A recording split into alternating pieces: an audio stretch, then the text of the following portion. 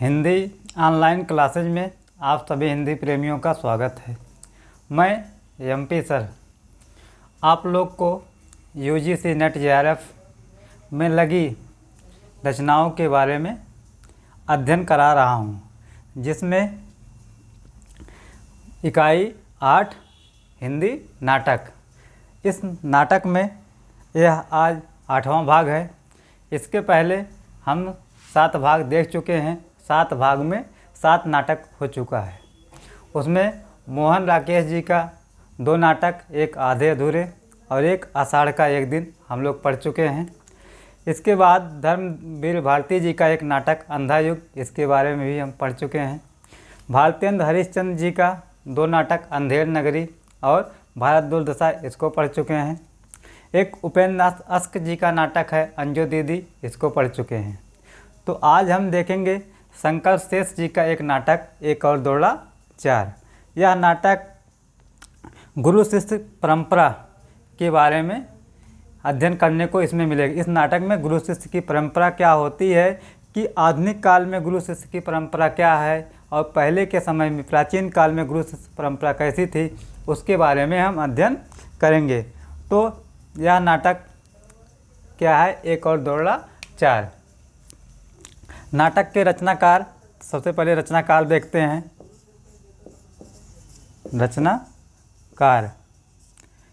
रचनाकार कौन है? शंकर शेष।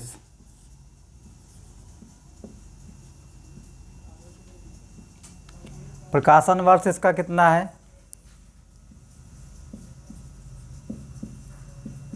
प्रकाशन वर्ष 1971 ईस्वी।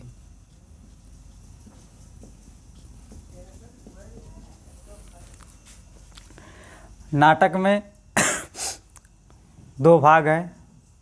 इसमें भाग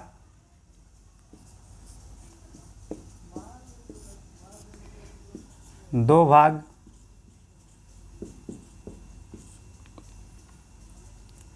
एक पूर्वार्ध भाग है, पूर्वार्ध भाग,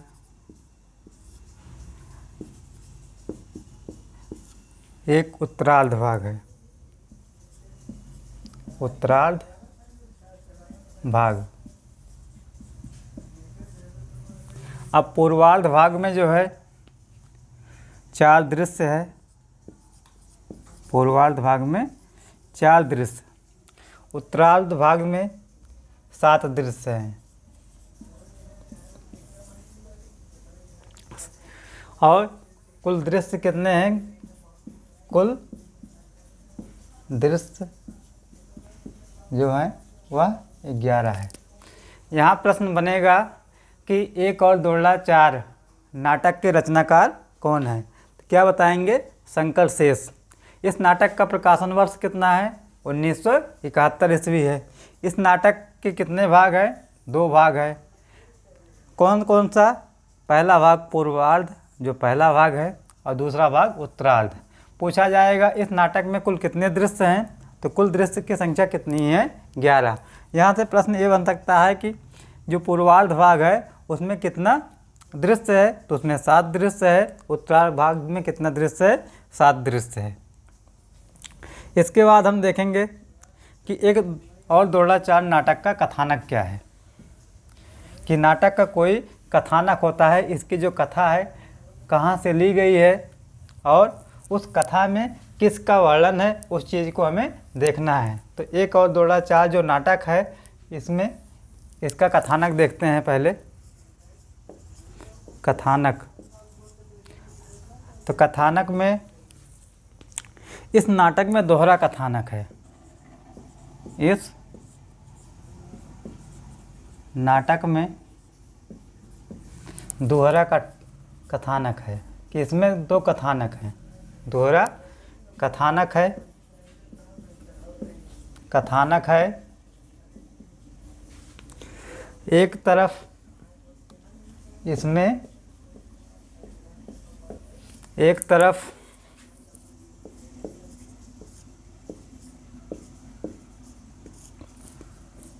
द्रोणाचार्य एवं एकलव्य, द्रोणाचार्य एवं एकलव्य की कथा चलती है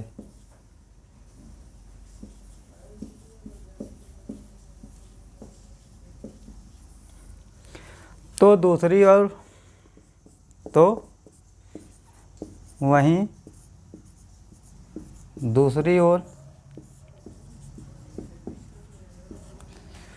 प्रोफेसर अरविंद एवं चंदू की कथा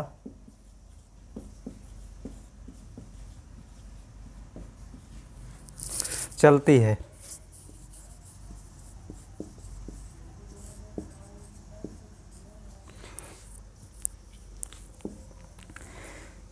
इन दोनों कथाओं के माध्यम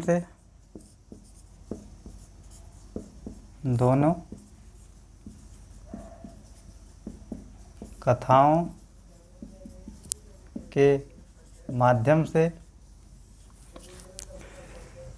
शिक्षा तंत्र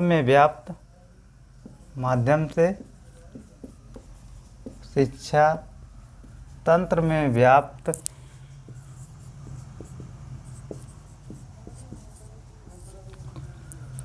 भ्रष्टाचार को उजागर किया गया है।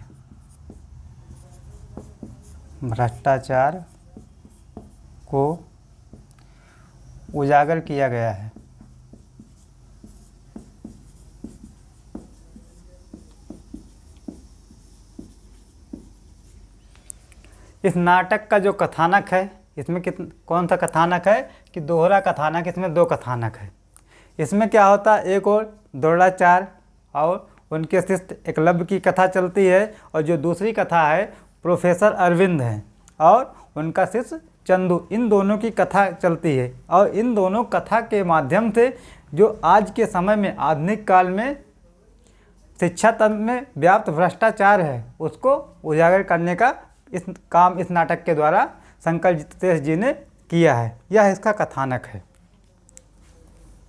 प्रश्न बन सकता है कि एक और द्रोणाचार्य नाटक का कथानक कैसा है, कि उसमें एक कथा है, दो कथा है, तीन है, चार है। तो हमारा आंसर क्या होगा कि एक और द्रोणाचार्य नाटक का जो कथानक है वो दोहरा कथानक है।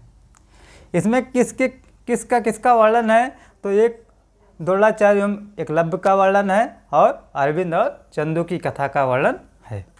इसके बाद देखते हैं एक और द्रोणाचार्य नाटक में चित्रित समस्याएं क्या हैं। एक और द्रोणाचार्य नाटक में चित्रित समस्याएं, कि इस नाटक में कौन कौन सी समस्या का चित्रण किया गया है, उसको हम देखते हैं। यह नाटक आपके यूजीसी के पाठ्यक्रम में लगा हुआ है और जो इकाई 8 है, और आप लोग इसके बारे में जानते होंगे पहले कि जो हिंदी है उसमें आपकी 10 इकाई है। आपका second paper Hindi net JRF में उसमें 10 इकाई है, और 10 इकाई है तो 10 एक इकाई से 10 प्रश्न आते हैं, और प्रश्नों की संख्या टोटल कितनी होती है, 100 होती है। इसलिए इकाई को बांट दिया गया। इकाई के अनुसार जब हम अपनी तैयारी करेंगे तो कम समय में भी अच्छी तैयारी कर सकते हैं। कभी कभी होता है कि हम क्या करते हैं, तैयारी तो करते हैं, पहले सोचते हैं कि जो हमारा इकाई 1 है उसको पूरा करें, दूसरा पूरा करें, तीसरा पूरा करें। उसके बाद क्या होता है कि जब पेपर आते समय हम इसी 1, 2, 3 इकाई के चक्कर में पड़े रहते हैं और हमारा सिलेबस नहीं पूरा होता, जिससे क्या होता है हम उतने अच्छे अंकों से परीक्षा को उत्तीर्ण नहीं कर पाते हैं जितना हम सोचते हैं। इसलिए हमारा पहला प्रयास होना चाहिए कि जितने भी पाठ्यक्रम में रचनाएं लगी हों, जितना भी इकाई दिया हो, उस पाठ्यक्रम को पहले अपने सामने रखें और देखें उसमें हम कौन कौन सा पढ़े हैं, कौन कौन सा छोड़ रहे हैं। तब जाके अगर इस तरह पढ़ाई करेंगे तो आप कम समय में भी आप अच्छे अंकों के साथ आप नेट जेआरएफ की परीक्षा उत्तीर्ण कर सकते हैं। तो देखिए एक और द्रोणाचार्य नाटक में चित्रित समस्याएं।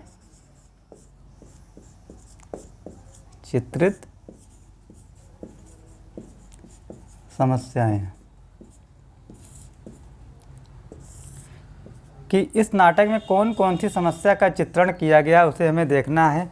तो पहला इसकी जो समस्या का चित्रण किया गया कि शिक्षा जगत में व्याप्त भ्रष्टाचार, शिक्षा जगत में व्याप्त भ्रष्टाचार को उजागर, व्याप्त भ्रष्टाचार। एक तो इसकी यह समस्या हो गई कि शिक्षा जगत में आधुनिक काल में जो भ्रष्टाचार व्याप्त है उसको नाटक के माध्यम से उजागर किया गया है। दूसरा इसका जो है कि मध्यवर्गीय परिवारों में, मध्यम वर्गीय परिवारों में, वर्गीय परिवारों में स्त्रियों की स्थिति का चित्रण है, स्त्रियों की स्थिति का चित्रण।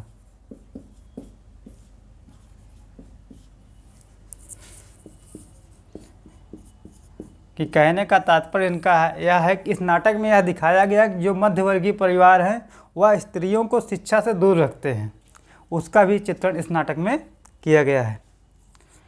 अगली चित्रित समस्या इस नाटक में है कि गैर सरकारी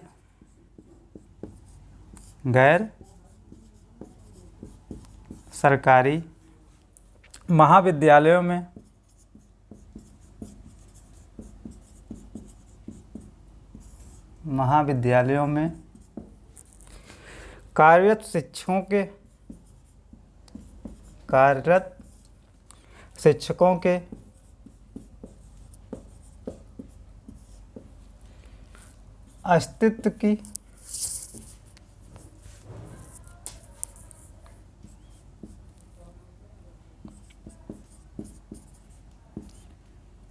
अस्तित्व की समस्या का चित्रण किया गया है, समस्या का चित्रण।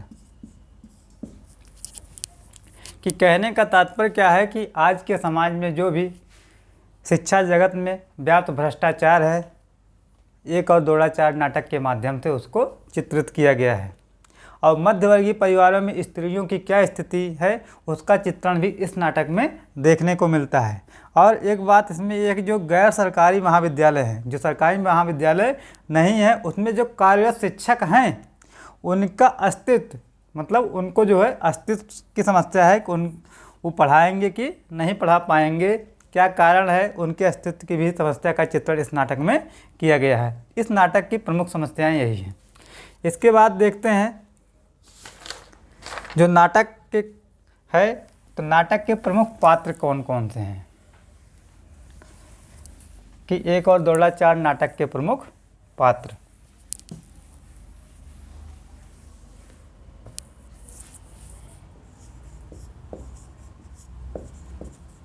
प्रमुख पात्र जिसमें हम इनको दो भागों में बांटकर देखेंगे। एक देखेंगे कि महाभारत कालीन पात्र, महाभारत कालीन पात्र। कि इस नाटक में कुछ पात्र ऐसे हैं जो महाभारत कालीन हैं। तो उन पात्रों में कौन कौन से पात्र हैं उनको देख लेते हैं। जिसमें द्रोणाचार्य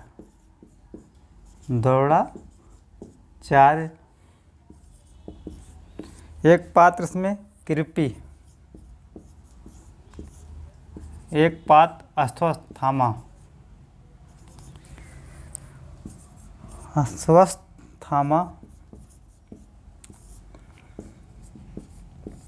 एक पात्र, इसमें भीष्म है,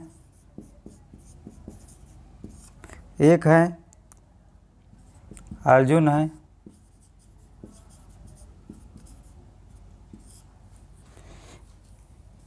एकलव्य,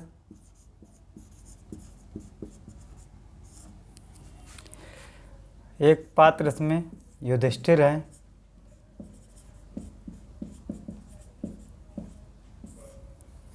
और एक पात्र सैनिक।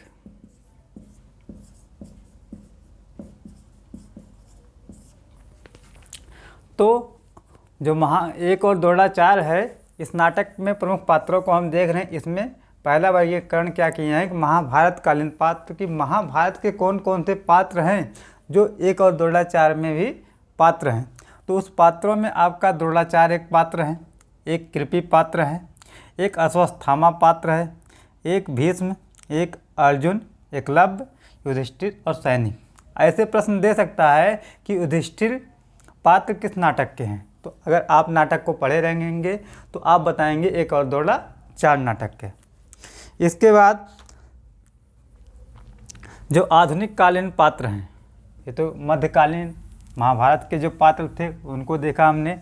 अब जो दूसरा इसका वर्गीकरण देख रहे हैं वह वर्गीकरण है कि आधुनिक कालीन पात्र क्या है। इस नाटक में दो कथा आपको मिल रही है, एक प्रोफेसर चंदू की कथा, प्रोफेसर अरविंद और उसके शिष्य चंदू की कथा इसमें है, और एक कथा जो है द्रोणाचार्य एवं एकलव्य की कथा है। तो आधुनिक कालीन पात्र देखते हैं कि आधुनिक कालीन जो पात्र हैं, आधुनिक कालीन पात्र, इन पात्रों में सबसे पहले देखते हैं, एक हैं professor Arvind. Professor Arvind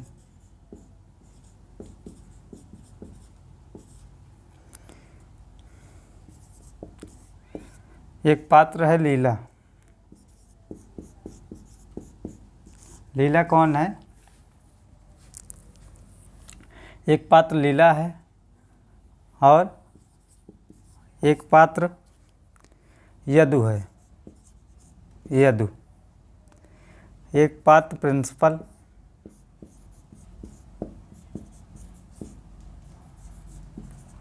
principal एक पात्र है, एक पात्र चंदू,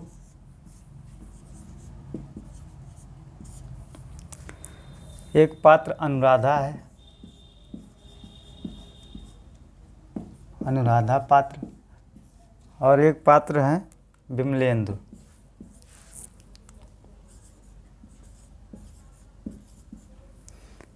विमलेंद्र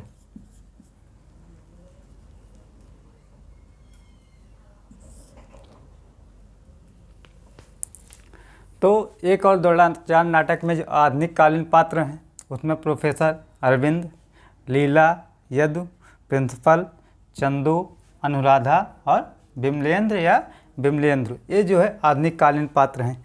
अब इस नाटक में जो पात्र आए हैं उनका हम वैशिष्ट देखते हैं, क्या संबंध है। अगर प्रोफेसर अरविंद का लीला से क्या संबंध है, चंदू का अनुराधा से क्या संबंध है, या अरविंद का चंदू से क्या संबंध है, इसको हम देखते हैं कि पात्रों का वैशिष्ट, कि एक और द्रोणाचार्य नाटक में पात्रों का वैशिष्ट क्या है।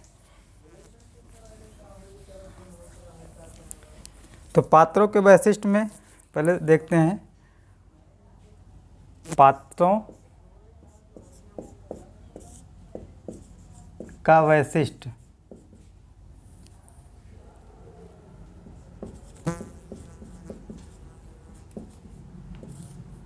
जिसमें सबसे पहले देखते हैं अरविंद।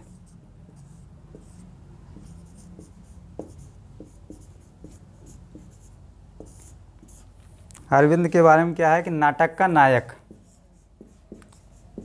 नाटक का नायक,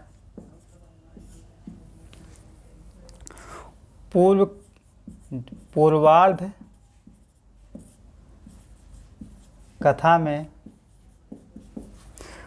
अर्थशास्त्र का प्रोफेसर, अर्थशास्त्र का प्रोफेसर,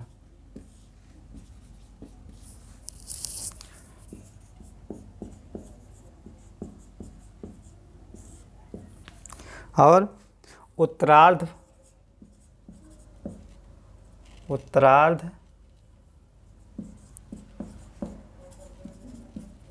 भाग में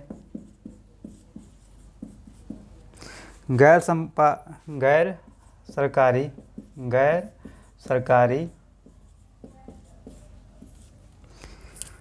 कॉलेज का प्राचार्य, गैर सरकारी कॉलेज का प्राचार्य। सिद्धांतवादी,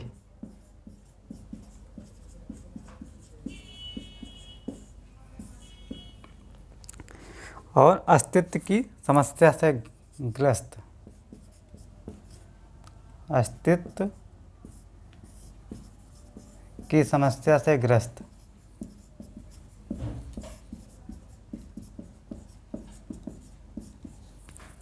अगला पात्र देखते हैं इसमें, अनुराधा। अनुराधा एक पात्र है इस नाटक की। इसके बारे में क्या है कि चंदू की प्रेम क्या है। चंदू की प्रेम क्या। राजकुमार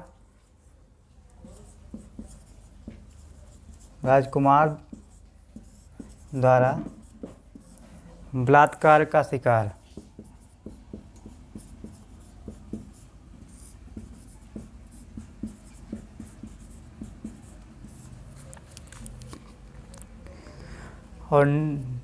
और क्या है, न्याय ना मिलने पर आत्महत्या कर लेती है। न्याय ना मिलने पर आत्महत्या कर लेती है। आत्महत्या कर लेती है।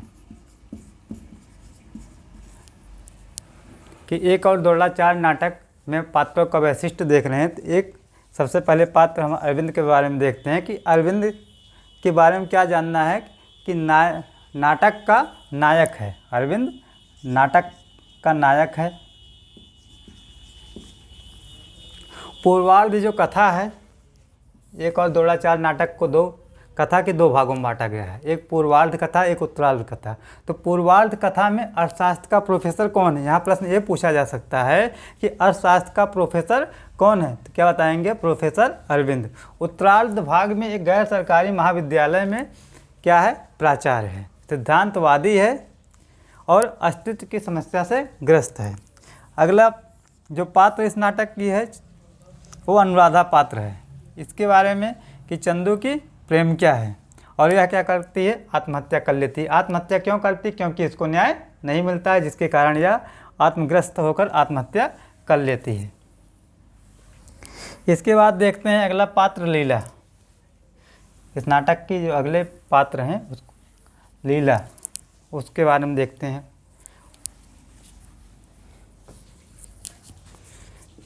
लीला, लीला कौन है, प्रोफेसर अरविंद की पत्नी। प्रोफेसर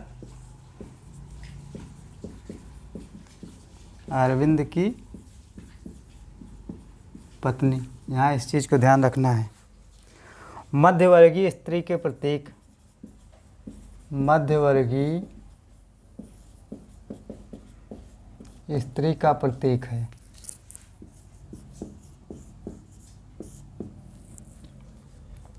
और पति की चिंता करने वाली,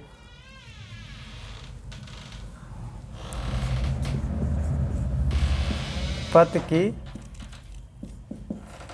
चिंता करने वाली, पति के न्याय सिद्धांत के समक्ष लाचार। पति के न्याय सिद्धांत के समक्ष लाचार है।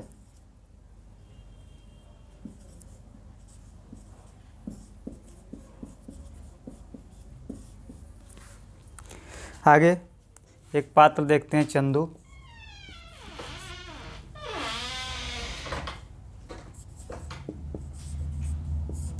चंदू यह क्या है, छात्र वर्ग का प्रतीक है।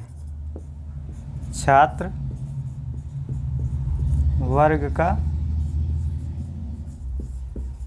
प्रतीक। अरविंद का प्रिय विद्यार्थी है।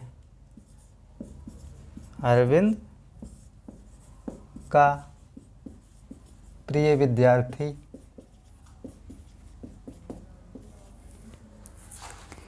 दूषित राजनीति का शिकार, दूषित राजनीति का शिकार,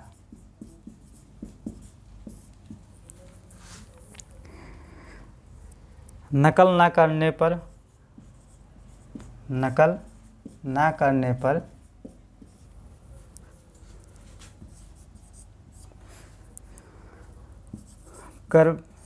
नकल ना करने पर भी इस पर नकल का आरोप, इस पर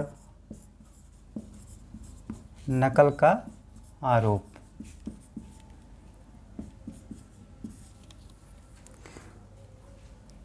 और अंतिम पात्र देखते हैं विमलेंद्र। विमलेंद्र के बारे में क्या है? विमलेंद्र या विमलेंद्र भी मिलता है। तो विमलेंद्र के बारे में जानना है कि नाटककार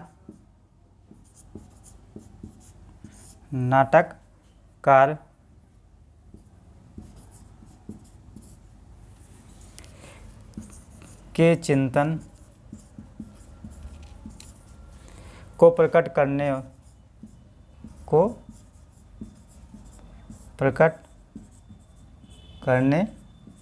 वाला।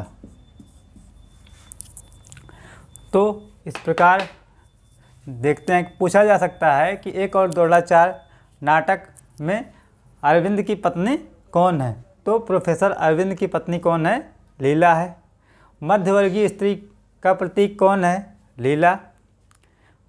फिर चंदू क्या है? छात्र वर्ग का प्रतीक। इसमें पूछा जा सकता है कि 1 और दोहरा 4 जो नाटक है उसमें छात्र वर्ग का प्रतिनिधि कौन है या प्रतीक कौन है? तो चंदू।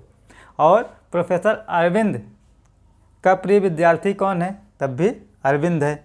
पूछा जा सकता है कि दूषित राजनीति का शिकार कौन हुआ? अरविंद हुआ। क्यों हुआ? क्योंकि अरविंद जो चंदू था, चंदू यह नकल नहीं करता है, तब भी इस पर क्या होता है? नकल का आरोप लगाया जाता है और यह दूषित राजनीति का शिकार हो जाता है। विमलेंद्र क्या है? नाटककार के चिंतन को प्राप्त करने वाला है। इस प्रकार शंकर शेष जी का यह नाटक समाप्त होता है और आगे अगला नाटक हम कल की वीडियो में देखते हैं। धन्यवाद।